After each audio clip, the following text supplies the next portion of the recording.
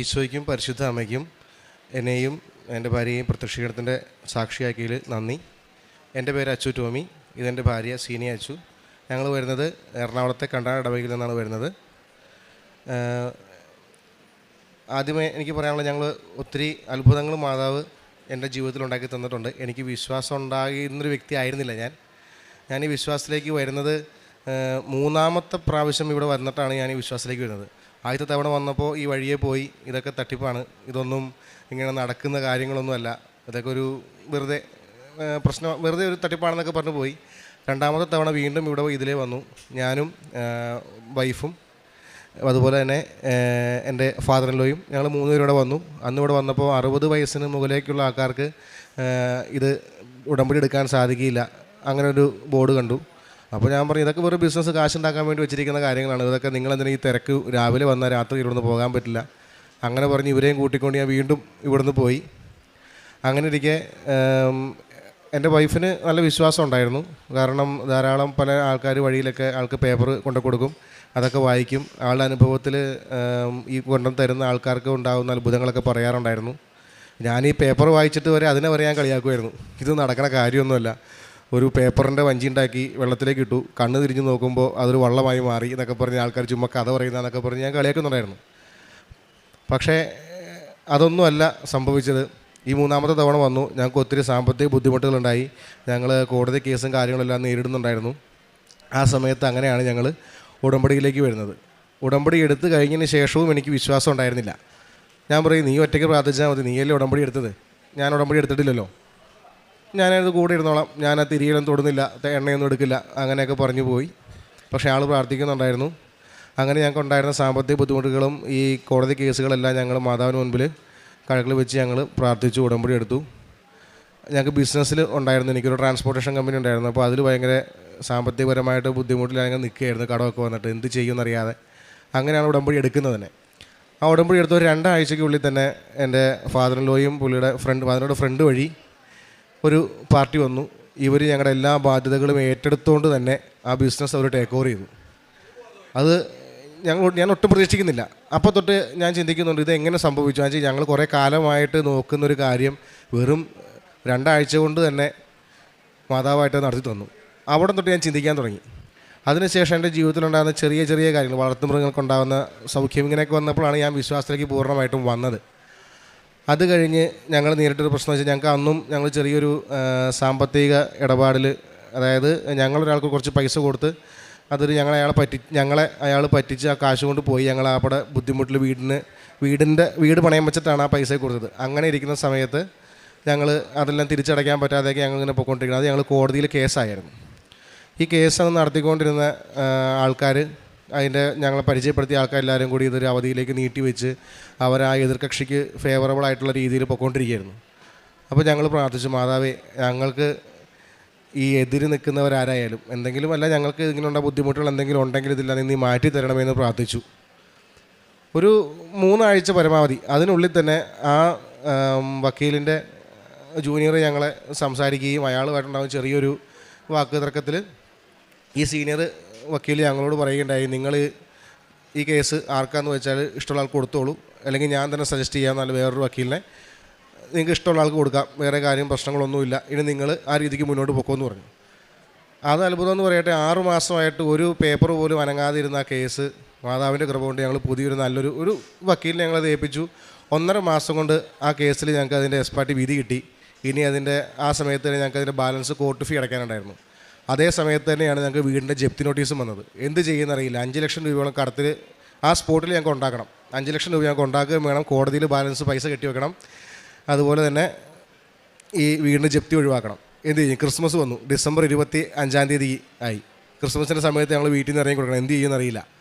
അങ്ങനെ നിൽക്കുന്ന സമയത്താണ് ഞങ്ങൾ ഡിസംബർ 7-ന് ഇവിടെ മാതാവ് പ്രത്യക്ഷപ്പെട്ട ദിവസം ഉണ്ടായിരുന്നു.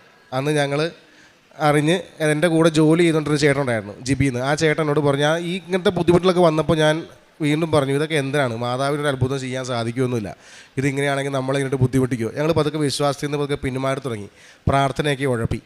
അങ്ങനെ വന്നപ്പോൾ ഈ ചേട്ടൻ ഞങ്ങളോട് പറഞ്ഞു, എടാ, നീ പ്രാർത്ഥിക്കുന്ന രീതി ശരിയല്ല, നീ ഈ വിശ്വാസത്തിലേക്ക് വരണം, നീ ഉടമ്പടിയിലേക്ക് വരണം, അവൾ മാത്രമേ ഇപ്പോൾ നിങ്ങൾ ഉടമ്പടിയിലുള്ളൂ, അങ്ങനെ ഉടമ്പടിയിലേക്ക് വരണമെന്ന് പറഞ്ഞു, നീ പ്രാർത്ഥിക്കണമെന്ന് പറഞ്ഞു. അതായത് നീ മാതാവിനോട് പ്രാർത്ഥിക്കുക, മാതാവ് എനിക്കൊന്നിനും കഴിവില്ല, ശക്തിയില്ല, എല്ലാം എനിക്ക് മുന്നേ പോയി നീ നടത്തി തരണം എന്ന് പ്രാർത്ഥിക്കുക എന്ന് പറഞ്ഞു. അങ്ങനെ പ്രാർത്ഥിച്ചു. ജൂലൈ 7 ഇവിടെ ഞങ്ങൾ രാവിലെ വന്നു. 2 മണിക്ക് ഞങ്ങൾ എറണാകുളത്ത് നിന്ന് പുറപ്പെട്ട് ഇവിടെ ഒരു 3 മണിയായപ്പോൾ വന്നു. 4 മണിക്ക് ഇവിടെ വെയിറ്റ് ചെയ്ത് ഞങ്ങൾ രാവിലെ തന്നെ മാതാവിൻ്റെ രൂപത്തിൽ ഞങ്ങൾ തൊട്ട് പ്രാർത്ഥിക്കാൻ സാധിച്ചു. കുർബാന കൂടി ഇവിടെ നിന്ന് എല്ലാ പരിപാടിയെല്ലാം കഴിഞ്ഞൊരു ഉച്ചയോടുകൂടി അടുത്തപ്പോഴാണ് ഞങ്ങളിവിടെ തിരിച്ചു പോകുന്നത്. മനസ്സിന് വളരെ ഒരു സന്തോഷമുണ്ടായ ഒരു കാര്യമായിരുന്നു അത്. കാരണം മാതാവ് പ്രത്യക്ഷപ്പെട്ട ആ ദിവസം ഇവിടെ വരാൻ സാധിച്ചു. അതിനുശേഷം പിന്നെ നടന്നതെല്ലാം മാതാവാണ് നടത്തിയത്. ഞങ്ങൾക്കൊന്നും അറിയില്ല. ഞങ്ങൾക്ക് വിൽക്കാനോ പണയം വെക്കാനോ ഒന്നും ഞങ്ങളുടെ കയ്യിലില്ല. ഞങ്ങൾക്ക് കോടതിയിൽ കെട്ടിവെക്കാനുള്ള പൈസ എൻ്റെ ഫാദറിൻ്റെ വഴി തന്നെ ഞങ്ങൾക്ക് കണ്ടെത്തി തന്നു. അതുപോലെ തന്നെ ജപ്തി നടപടികൾ, അവിടുത്തെ മാനേജർ ഒരു കാര്യത്തിൽ അടുക്കില്ലാത്തൊരു മനുഷ്യൻ. ഞങ്ങൾ എന്ത് പറഞ്ഞാലും ആൾ എതിര് പറയുന്നു. നിങ്ങൾ അടുത്ത ആഴ്ച തന്നെ വീട്ടിൽ നിന്ന് ഇറങ്ങണം, ഞങ്ങൾ ലേലത്തിന് വെക്കുകയാണെന്നൊക്കെ പറഞ്ഞു. ഇതൊന്നും ഞങ്ങൾ വളരെ ബുദ്ധിമുട്ടിലായി. ആ ആളുടെ അടുത്ത് ഞാൻ ഒരു ഉപ്പ്, നമ്മുടെ ഉപ്പ് ഒരു ചെറിയൊരു തുവാലിൽ കയ്യിലെടുത്തിട്ട് ഉപ്പ് കയ്യിൽ പിടിച്ചിട്ട് ഞാൻ മാതാവിനോട് വിശ്വാസ പ്രമാണം ചൊല്ലി പ്രാർത്ഥിച്ചിട്ട് ഈ മാനേജറെ ഞാൻ പോയി കണ്ടു. ഒട്ടും സമ്മതിക്കാത്ത ആൾ എനിക്ക് ജനുവരി 31 വരെ സമയം തന്നു. അതിനുള്ളിൽ തന്നെ ഈ പണം കൊടുത്ത് ജപ്തി ഞങ്ങൾക്ക് എൻ്റെ വീടിന് ഒഴിവാക്കാൻ സാധിച്ചു. അതിനിടയ്ക്ക് ഞങ്ങളിവിടെ വന്നു, അച്ഛനെ കണ്ടു, ഞങ്ങൾ ഉടമ്പടി പുതുക്കി, അച്ഛനെ കണ്ടു. അച്ഛൻ ഞങ്ങൾക്ക് കാശ് രൂപം വെഞ്ചരിച്ച് പ്രാർത്ഥിച്ചു തന്നു. വീടിൻ്റെ 4 മൂലയ്ക്ക് ഉപ്പ് വിതറി ഈ കാശ് രൂപം വീട്ടിൻ്റെ വസ്തുവിൽ കുഴിച്ചിടാൻ പറഞ്ഞു. അച്ഛൻ പറഞ്ഞതുപോലെ എല്ലാ കാര്യങ്ങളും ചെയ്തു. അതിന് ശേഷമാണ് ഞാൻ ഈ മാനേജറെ പോയി കണ്ടത്. എനിക്ക് വിശ്വാസം ഉണ്ടായിരുന്നു, കാരണം മാതാവ് അത്ഭുതം പ്രവർത്തിക്കും. മാതാവ് അത്ഭുതം പ്രവർത്തിച്ചു. നമുക്കൊന്നും ചെയ്യാൻ കഴിയുന്നില്ല, നമ്മുടെ കൈ കെട്ടിയിട്ട അവസ്ഥയാണ്. അതെല്ലാം മാതാവ് ഞങ്ങൾക്ക് ചെയ്തു തന്നു. ഞാൻ ഈ വിശ്വാസത്തിലേക്ക് വന്നത് തന്നെ ഇങ്ങനെയുള്ള പല അനുഭവങ്ങൾ കൂടി തന്നെയായിരുന്നു. അവിശ്വാസിയായിട്ടൊരു മനുഷ്യനായിരുന്നു ഞാൻ. അതുപോലെ തന്നെ ഞങ്ങൾ മൂലം അതായത് എൻ്റെ വൈഫിന് ജോലി കിട്ടി. ആൾക്ക് ജോലി ഉണ്ടായിരുന്നത് ഒരു ചെറിയൊരു കമ്പനിയിൽ ചെറിയ തുച്ഛമായ ശമ്പളത്തിലായിരുന്നു. അതിനുശേഷം ഒരു ഇൻ്റർവ്യൂ എടുത്തിരുന്നു. ആ ഇൻ്റർവ്യൂവിൽ അവർ പറഞ്ഞത്, നിങ്ങൾക്ക് പെണ്ണുങ്ങൾക്ക് ഞങ്ങൾ ജോലി കൊടുക്കില്ല, ആണുങ്ങൾക്ക് മാത്രമേ ഉള്ളൂ. അത് ടൈമിങ് രാവിലെ 10 തൊട്ട് രാവിലെ 10 തൊട്ട് രാത്രി 8 വരെയാണ് സമയം. ഈ സമയത്ത് വലിയ ബസ് റൂട്ടൊന്നുമില്ല. കാക്കനാട് സെസ്സിലാണ് ജോലി. അപ്പോൾ നിങ്ങൾക്ക് വരാൻ കഴിയില്ല എന്നൊക്കെ പറഞ്ഞ് ആൾ ഒഴിവാക്കി. പക്ഷേ ഒരു 2-3 മന്ത്സിനുള്ളിൽ തന്നെ ഇവർ തിരിച്ച് വൈഫിനെ വിളിച്ചു. വൈഫിന് ആ ജോലി കിട്ടി. ഈ പ്രശ്നങ്ങളൊന്നുമില്ല, അവർക്കൊരു ബുദ്ധിമുട്ടുമില്ല. നല്ല ശമ്പളത്തിലൂടെ ഒരു അമേരിക്കൻ ബേസ് കമ്പനിയാണ്. ആൾ ഉടമ്പടിയിൽ മാതാവിനോട് ഇത് വെച്ച് പ്രാർത്ഥിച്ചിരുന്നു. അതങ്ങനെ തന്നെ സംഭവിക്കുകയും ചെയ്തു. പിന്നെ ഉണ്ടായി ഞങ്ങൾ ഡെയിലി ലൈഫിൽ ഞങ്ങൾ തൈലവും ഉപ്പും തേനും എല്ലാം യൂസ് ചെയ്യും. ഞങ്ങൾ എപ്പോഴും ഏത് യാത്രയ്ക്ക് ഇറങ്ങുമ്പോഴും അതിനുശേഷം ഏത് യാത്രയ്ക്ക് ഇറങ്ങുമ്പോഴും തൈലം തൊട്ട് കുരിശ് വരച്ച് ഉപ്പ് വിതറി ഞങ്ങൾ തേൻ ഒരു നുള്ള നാവിൽ വെച്ചിട്ടാണ് ഞങ്ങൾ എല്ലാ കാര്യങ്ങളും ചെയ്യുന്നത്. അതുകൊണ്ട് തന്നെ ജീവിതത്തിൽ എല്ലാ ദിവസവും ഉണ്ടാകുന്ന തടസ്സങ്ങളും ബുദ്ധിമുട്ടും എല്ലാം മാറി കിട്ടുന്നുണ്ട്. മാത്രമല്ല നമ്മളൊക്കെ ഒന്നും ചെയ്യാൻ കഴിവില്ല, പക്ഷേ അതെല്ലാം മാതാവ് നമുക്ക് ചെയ്തു തരും. അങ്ങനെ അത്ഭുതമാണ് ജീവിതത്തിൽ നടന്നുകൊണ്ടിരിക്കുന്നത്. അതുപോലെ തന്നെ ഞങ്ങൾ കാരണം നമുക്ക് ഒരു സന്തോഷമാണ്. ഞങ്ങൾ കാരണം 2 കുടുംബങ്ങൾ മാതാവിൻ്റെ വിശ്വാസത്തിലേക്ക് വന്നു. അവർ വന്ന് ഉടമ്പടി എടുത്തു. ആ ചേച്ചി ഒരാൾ വൈഫിൻ്റെ കൂടെ ജോലി ചെയ്യുന്ന ഒരു ആളാണ്. അവരുടെ വീട്ടിൽ ഒത്തിരി അത്ഭുതങ്ങൾ സംഭവിച്ചു. അതുപോലെ തന്നെ പ്രേക്ഷക പ്രവർത്തനങ്ങൾക്ക് വേണ്ടിയിട്ട് അവർ ചെയ്യുന്നുണ്ട്, ഞങ്ങളും ചെയ്യുന്നുണ്ട്.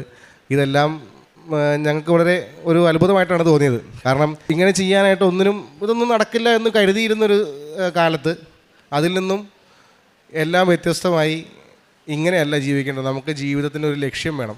നമുക്ക് ജീവിതത്തിൽ ലക്ഷ്യബോധം ഉണ്ടാവും. നമ്മുടെ കൂടുതൽ എന്നും ദൈവത്തോട് അടുത്ത് നമ്മൾ ജീവിക്കണം. ഇതെല്ലാം തട്ടിപ്പൊക്കെയാണെന്ന് പറഞ്ഞ് പോകുന്നത് പോലെയല്ല. നമ്മുടെ ജീവിതത്തിന് ലക്ഷ്യവും കാര്യങ്ങളെല്ലാം ഉണ്ടാകുന്നത് നമ്മൾ പ്രാർത്ഥനയും ദൈവത്തോടു കൂടെ അടുത്ത് ഭക്തിയോടെ പോകുമ്പോഴാണ് ഉണ്ടാകുന്നത്. അപ്പോൾ നമ്മൾ മറ്റുള്ളവർക്ക് ചെയ്യുന്ന നന്മ ചെയ്യുന്നതനുസരിച്ച് നമ്മുടെ ജീവിതത്തിലേക്ക് വീണ്ടും ധാരാളം നന്മകളും സന്തോഷവും എല്ലാം ഉണ്ടാവും. നമ്മുടെ കുടുംബത്തിൽ ഐക്യവും സമാധാനവും എല്ലാം ഉണ്ടാവും. എൻ്റെ വീട്ടിലെല്ലാവരും പലരും അങ്ങോട്ടും ഇങ്ങോട്ടും മിണ്ടാതെയും സംസാരിക്കാതെയും മിക്കപ്പോഴും വഴക്കം കാലൊക്കെ ഉണ്ടായിക്കൊണ്ടിരുന്നതാണ്. ഇപ്പോൾ വളരെ ഐക്യത്തിലാണ് ഈ പോകുന്നത്. വെച്ചാൽ വീട്ടിൽ നമ്മൾ പ്രാർത്ഥന മുടക്കരുത് ഒരു കാരണവശാലും. ഞങ്ങളുടെ 2 പേരുടെയും ജോലിയുടെ സ്വഭാവം വെച്ചിട്ട് ഞങ്ങൾക്ക് സന്ധ്യാപ്രാർത്ഥന ചെല്ലാൻ പറ്റാറില്ല. കാരണം ആൾ രാത്രി വീട്ടിൽ വരുമ്പോൾ 9-10 മണിയാവും. ഞാനും ചിലപ്പോൾ പല സ്ഥലത്തായിരിക്കും. എന്നിരുന്നാലും എങ്ങനെയൊക്കെയാണെങ്കിലും ഞങ്ങൾ ഒന്നിച്ച് വീട്ടിൽ വന്നു കഴിയുമ്പോൾ ഞങ്ങൾ റൂമിലിരുന്ന് ഒന്നിച്ച് ഞങ്ങൾ പ്രാർത്ഥന ചൊല്ലി ഉടമ്പടി പ്രാർത്ഥനയും ചൊല്ലിയതിന് ശേഷം മാത്രമേ ഞങ്ങൾ കടന്നിറങ്ങാറുള്ളൂ. രാവിലെ അതുപോലെ തന്നെ 2 ആഴ്ച കൂടുമ്പോൾ ഞങ്ങൾ കുമ്പസാരിക്കും, കാര്യങ്ങളും എല്ലാം ചെയ്യും. പറ്റാവുന്ന രീതിയിൽ എല്ലാ കാര്യങ്ങളും ചെയ്യുന്നുണ്ട് ആൾ. തൈലവും ഉപ്പും തേനും അത് നമ്മുടെ ഡെയിലി ലൈഫിൽ നമ്മളത് ഉപയോഗിച്ച് തുടങ്ങി. പതിയെ നമ്മുടെ ഈ മാതാവിനോടുള്ള ഉടമ്പടി പ്രാർത്ഥന എന്ന് പറയുന്നത് നമ്മുടെ ഡെയിലി റുട്ടീനിലൊരു ഭാഗമായി മാറി. നമ്മളത് പിന്നെ ചെയ്യേണ്ടതെന്ന് ചോദിക്കേണ്ട കാര്യമില്ല. നമ്മളറിയാതെ നമ്മൾ ചെയ്യും. നമ്മൾ എന്നും രാവിലെ എഴുന്നേൽക്കുന്നു, കുളിക്കുന്നു, പല്ല് തേക്കുന്നു എന്ന് പറയുന്ന പോലെ ഡെയിലി റുട്ടീനായിട്ട് മാറും. അങ്ങനെ ആയിക്കഴിഞ്ഞ് കഴിയുമ്പോൾ നമുക്ക് എല്ലാ കാര്യങ്ങളും മാതാവ് നമുക്ക് തരും. അതാണ് എൻ്റെ വിശ്വാസം. പിന്നെ ഇന്നുണ്ടായ അത്ഭുതം എന്ന് പറയുന്നത്, എനിക്ക് ചുമ ഒരു 4-3 ദിവസമായിട്ട് ചുമയായിരുന്നു. ചുമ നിർത്താതെ ചുമച്ചുകൊണ്ടിരിക്കുകയാണ് ഞാൻ. ഇന്നുണ്ടായ അത്ഭുതമാണത്. ഞാൻ രാവിലെ ഞങ്ങൾ പ്രാർത്ഥന കഴിഞ്ഞിട്ട് തേൻ നാവിൽ വെച്ചു, തൈലം എല്ലാം കഴിഞ്ഞിട്ടാണ് വന്നത്. ഇവിടെ വന്ന് എന്നോട് സിസ്റ്റർ സാക്ഷ്യം പറയാൻ പറഞ്ഞപ്പോൾ ഞാൻ പറഞ്ഞു, എനിക്ക് നല്ല ചുമയാണ്, എനിക്ക് സംസാരിക്കാൻ പറ്റുമെന്ന് തോന്നുന്നില്ല. വൈഫ് സംസാരിച്ചോളെന്നാണ് പറഞ്ഞത്, സാക്ഷ്യം പറയുമെന്നാണ് പറഞ്ഞത്. പക്ഷേ ഇതുവരെ ഞാൻ സംസാരിച്ചിട്ട് നിങ്ങൾ ആരെങ്കിലും ഞാനൊരു ചുമ പോലും ചുമച്ചില്ല. എനിക്ക് ചുമ തന്നെ വന്നിട്ടില്ല. എനിക്ക് തൊണ്ടവേദന ഉണ്ടായിരുന്നു, നല്ല തൊണ്ടവേദനയായിരുന്നു. എനിക്ക് വെള്ളം കുടിക്കാൻ പറ്റില്ല. ഇതുവരെ പച്ചവെള്ളം പോലും കുടിച്ചിട്ടില്ല. ഇത് വെള്ളം തൊണ്ടയിൽ നിന്ന് ഇറക്കുമ്പോൾ എനിക്ക് വേദന എടുക്കും. ഞാൻ ഇതുവരെ ഒരു ചുമച്ചിട്ടില്ല. ഇത്ര മണിക്കൂറായി ഞാൻ വന്നിട്ട്. എനിക്ക് അതിന് ശേഷം ആദ്യം എന്നോട് സിസ്റ്റർ പറഞ്ഞു ചെല്ലണമെന്ന് പറഞ്ഞു. ഞാൻ പറഞ്ഞു എനിക്ക് ചുമയാൻ പറ്റില്ല എന്ന് പറഞ്ഞു. അത് കഴിഞ്ഞ് വൈഫിനോട് പറഞ്ഞു, വൈഫ് പറഞ്ഞു നോക്കി. വീണ്ടും രണ്ടാമത് എന്നോട് പറഞ്ഞു. അപ്പോഴും ഞാൻ പറഞ്ഞു പറ്റില്ല, എനിക്ക് ചുമയാണെന്ന് പറഞ്ഞു. പക്ഷേ മാതാവിൻ്റെ വിധി അതായിരുന്നിരിക്കാം. ഞാൻ തന്നെ പറയണം ഇവിടെ സാക്ഷ്യം. പിന്നെ ആ പയ്യൻ വന്ന് പറഞ്ഞു ചേട്ടൻ പറഞ്ഞാൽ മതി എന്ന് പറഞ്ഞു. അപ്പോഴും ഞാൻ മടിച്ചു നിന്നു. പക്ഷേ എന്നിട്ട് ഞാനായിട്ട് തന്നെ പറഞ്ഞു ശരി ഞാൻ പറയാതെ, നീ പറയണ്ട, സാക്ഷ്യം ഞാൻ പറയാമെന്ന് പറഞ്ഞു. എനിക്ക് ഇതുവരെ ചുമയും വന്നില്ല, ഒരു പ്രശ്നങ്ങളുമില്ല, തൊണ്ടയ്ക്ക് വേദനയില്ല, ഒന്നുമില്ല. അതും മാതാവിൻ്റെ അത്ഭുതമാണ് ഇപ്പോൾ ഉണ്ടാക്കി തന്നത്. ഇന്നും മാതാവിന് സ്തുതി, ദൈവത്തിന് സ്തുതി. കണ്ണീരോടെയാണ് അവർ വരുന്നത്, എന്നാൽ ഞാൻ അവരെ ആശ്വസിപ്പിച്ച് നയിക്കും. ഞാൻ അവരെ നീരൊഴുക്കുകളിലേക്ക് നയിക്കും. അവരുടെ വഴി സുഗമമായിരിക്കും, അവർക്ക് കാലിടറുകയില്ല. ജെറമ്യാ പ്രവാചകൻ്റെ പുസ്തകത്തിൽ നിന്ന് 31-ാം അധ്യായം 9-ാം വചനമാണ്. കണ്ണീരോടെയാണ് അവർ വരുന്നത്, എന്നാൽ ഞാൻ അവരെ ആശ്വസിപ്പിച്ച് നയിക്കുമെന്നാണ്. ദൈവത്തിൻ്റെ കരുണയും ഒരു പിതൃസ്നേഹവുമാണ് നാം കേട്ടത്. ജനങ്ങൾ കണ്ണീരോടെ അവിടുത്തെ അടുക്കൽ വരും. ദൈവം അവരുടെ പ്രാർത്ഥന കേട്ട് അവരെ തിരികെ നയിക്കുകയാണ്. വരണ്ട മരുഭൂമിയിലേക്കല്ല, ജലസ്രോതസ്സുകളുടെ അരികിലേക്ക്, ജീവനും ആശ്വാസവും ലഭിക്കുന്ന ആ ഉറവിടത്തിലേക്കാണ്. ഇടരാത്ത നേരായ വഴിയിലേക്ക്, സുരക്ഷിതമായ വഴിയിലേക്കുള്ള ജീവിതത്തിലേക്കാണ് ദൈവം അവരെ കരം പിടിച്ച് നയിക്കുന്നത്. കൃപാസനത്തിൽ പരിശുദ്ധ ജീവനോടെ പ്രത്യക്ഷപ്പെട്ട ഈ ആലയത്തിൽ കണ്ണീരോടെ വരുന്ന മക്കളെ അമ്മ സ്വീകരിക്കുന്നു. അവരുടെ അപേക്ഷകൾ ഉടമ്പടിയിലൂടെ ദൈവത്തിൻ്റെ മുൻപിൽ സമർപ്പിച്ച് വരണ്ട ജീവിതത്തിൽ നിന്ന് കൃപയുടെ ഉറവിടത്തിലേക്ക് നമ്മെ നയിക്കുന്ന അമ്മയാണിവിടെ. ഒരുപക്ഷെ നമ്മളിൽ പലരും ആത്മീയ വഴിതെറ്റലിൽ നിന്നും നേരായ വഴിയിലേക്ക് വന്ന മക്കളാവാം. അങ്ങനെയുള്ള ഒരു വലിയൊരു ഉടമ്പടി സാക്ഷ്യമാണ് അച്ചുവും സീനിയായി നമ്മളോട് ഇപ്പോൾ ഷെയർ ചെയ്തത്. പല പ്രാവശ്യവും പരിശുദ്ധ അമ്മയുടെ സന്നിധിയിലെത്തി, ഒന്ന് രണ്ട് വന്ന് ഓരോ കാരണത്താൽ തിരികെ പോയി. പിന്നീട് വന്നപ്പോഴാണ് പല കാര്യങ്ങളും കേട്ടു, ഉടമ്പടി പത്രത്തെപ്പറ്റിയും കൃപാസനം പത്രത്തെപ്പറ്റിയും ഉടമ്പടി ജീവിതത്തെപ്പറ്റിയുമൊക്കെ.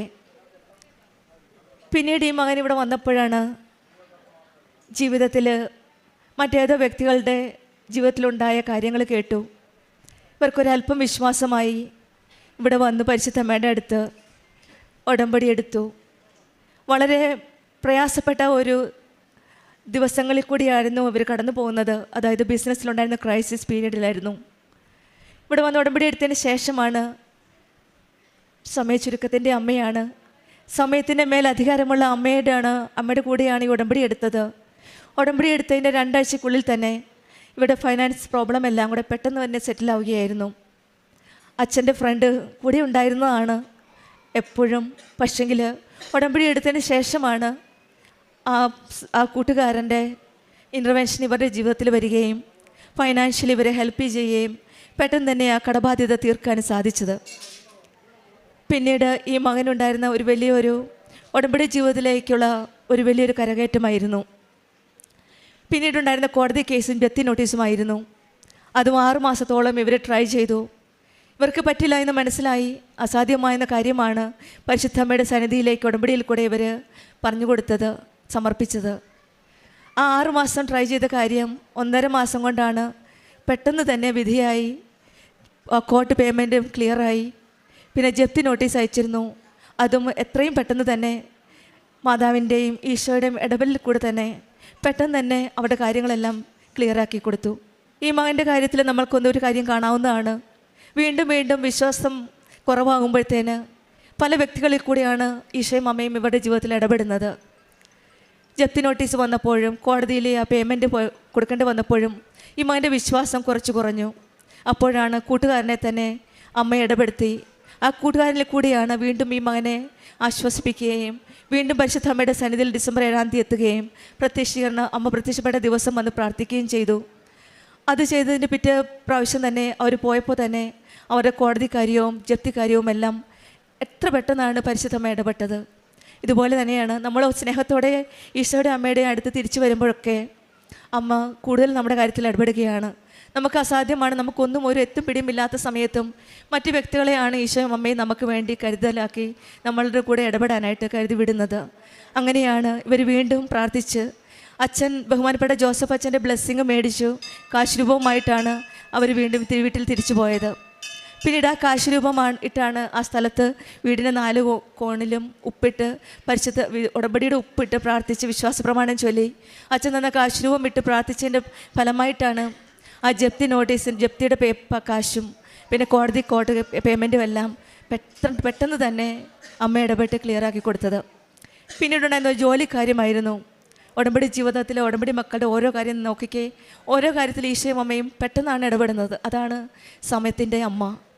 അമേരിക്കൻ ബേസ്ഡ് കമ്പനിയിൽ ഒരു നല്ല ജോലി കിട്ടുക, അതും അവർക്ക് വേണ്ടത് ഒരു മെയിൽ സ്റ്റാഫിനെ ആയിരുന്നു. ഏത് രക്ഷയിലും ഏത് കാര്യത്തിലും ഒരു ഫീമെയിലിനെ വെക്കാൻ സാധ്യത കുറവുള്ളൊരു ജോലിയാണ്.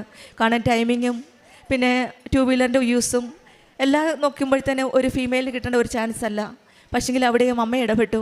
ചാൻസ് ഇല്ലാത്ത സ്ഥലത്ത് അമ്മ ചാൻസ് കൊടുത്ത് ആ കമ്പനിയിൽ തന്നെ, അമേരിക്കൻ ബേസ്ഡ് കമ്പനിയിൽ തന്നെ ഈ ആൾക്കൊരു നല്ല ജോലി കിട്ടി അവരുടെ ഫൈനാൻഷ്യലി വീണ്ടും അവരെ ഹെൽപ്പ് ചെയ്യുകയാണ്. ഇതാണ് ഉടമ്പടി ജീവിതത്തിൽ പിന്നീട് വന്ന വലിയൊരു കാര്യം ഇവരുടെ കുടുംബത്തിലെ രമ്യതയാണ്. ഉടമ്പടി ജീവിതത്തിൽ, ഉടമ്പടി മക്കളുടെ ജീവിതത്തിൽ എല്ലാവരോടും ക്ഷമിക്കുവാനും സഹകരിക്കാനും സ്നേഹിക്കാനുമുള്ള ഒരു അനുഗ്രഹമാണ് ദൈവം കൊടുക്കുന്നത്. കുടുംബത്തിലെ രമ്യതയും സ്നേഹവും സൗഹൃദവും വന്നപ്പോൾ അവരുടെ ജീവിതം ആകെപ്പാടെ അങ്ങ് മാറ്റി. അനുഭവ സാക്ഷ്യങ്ങളിലൂടെയാണ് ഈ മകന് കുറച്ചൊക്കെ പരിശുദ്ധ അമ്മയെപ്പറ്റി അറിയാൻ സാധിച്ചത്. അറിവ് പിന്നെയാണ് അനുഭവമായി മാറിയത്. അനുഭവമാണ് ഈ മകനെ പിന്നെ ബോധ്യത്തിലേക്ക് മാറ്റിയത്. ദൈവത്തിൻ്റെ ഇടപെടലിൻ്റെ സമയച്ചുരുക്കം ദൈവത്തിലുള്ള നമ്മുടെ വിശ്വാസം മൂലമാണ്. വിശ്വാസം എപ്പോൾ പ്രഖ്യാപിക്കുന്നോ അപ്പോൾ ദൈവം പ്രവർത്തിക്കുവാൻ തുടങ്ങും. നമ്മുടെ ജീവിതത്തിലും പരിശുദ്ധ അമ്മയുടെ സന്നിധിയിൽ അമ്മ പ്രത്യക്ഷപ്പെട്ട ഈ ആലയത്തിൽ കരഞ്ഞു വരുന്നവർ സന്തോഷത്തോടെ മടങ്ങുകയെന്ന് നമുക്ക് വിശ്വസിക്കാം. കാരണം അമ്മ മാതാവാണ് എല്ലാവരെയും ഈശോയിലേക്ക് നയിക്കുന്നത്. ദുഃഖത്തിൽ ക്ലേശത്തിൽ കരഞ്ഞു പ്രാർത്ഥിക്കുമ്പോൾ ദൈവം നമ്മെ ഉപേക്ഷിക്കില്ല. ആത്മീയമായ വരൾച്ചയിൽ ദൈവം കൃപയുടെ ജലത്തിലേക്ക് നയിക്കും. വഴിതെറ്റിയവരെ അമ്മ തിരികെ നയിക്കും. നമ്മുടെ കണ്ണീർ പ്രാർത്ഥനയായി ദൈവത്തിന് മുൻപിൽ മാറുമ്പോൾ അമ്മയെ അത് വലിയ വലിയ കൃപകളായി നമുക്ക് തിരികെ നൽകുന്നു. നമ്മുടെ എല്ലാ പ്രാർത്ഥനകളും പരിശുദ്ധ അമ്മയോടും ഈശോയോടും ചേർത്ത് വെച്ച് നമുക്ക് വിശ്വാസത്തോടെ ഉടമ്പടി ജീവിതം മുന്നോട്ട് നയിക്കാം. അച്ചുവിനും സീനയ്ക്കും ലഭിച്ച എല്ലാ അനുഗ്രഹങ്ങൾക്കും നമ്മൾക്ക് കരങ്ങളടിച്ച് ദൈവത്തെ മഹത്വപ്പെടുത്താം. യേശുവേ നന്ദി.